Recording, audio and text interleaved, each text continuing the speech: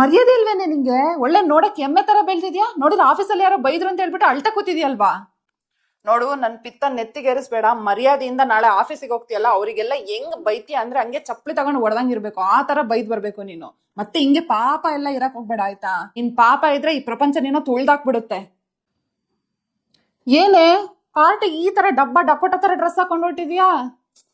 ಯಪ್ಪಾ, ನಿನಗೆ ಯಾವಾಗ ಬುದ್ಧಿ ಬರುತ್ತೋ ಗೊತ್ತಿಲ್ಲ. ಅಲ್ಲಿ ನೋಡಲ್ಲಿ ನನ್ನ ಬೀರುನಲ್ಲಿ ಐರನ್ ಮಾಡಿ ಒಂದು ಹೊಸ ಡ್ರೆಸ್ ಇಟ್ಟಿದ್ದೀನಿ, ಅದನ್ನ ಹಾಕೋ. ಅಲ್ಲ, ನಿನ್ ಫ್ರೆಂಡ್ಸ್ ಅಷ್ಟೊಂದು ಪಾಶ್ ಆಗಿದ್ದಾರೆ, ಅವ್ರ ಮುಂದೆ ನೀನ್ ಹೆಂಗಿರ್ಬೇಕು ಹೇಳು? ಯಾವಾಗ ನೋಡಿದ್ರೆ ಡಕೋಟ ತರ ಬರ್ತೀಯ ನೀನು.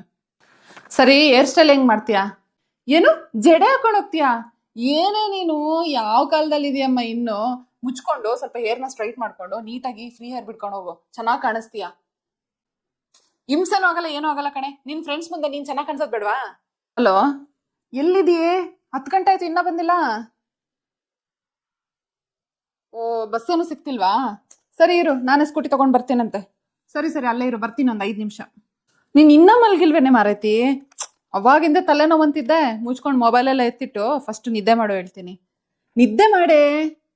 ನಾನು ಲೈಟ್ ಆಫ್ ಮಾಡ್ತೀನಿ, ನಿದ್ದೆ ಮಾಡು. ಮೊಬೈಲ್ ಏನಾದ್ರು ಮುಟ್ಟಿದ್ರೆ ಮಾತ್ರ ಅಷ್ಟೇ ತೆಗ್ದು ಬಿಸಾಕ್ಬಿಡ್ತೀನಿ.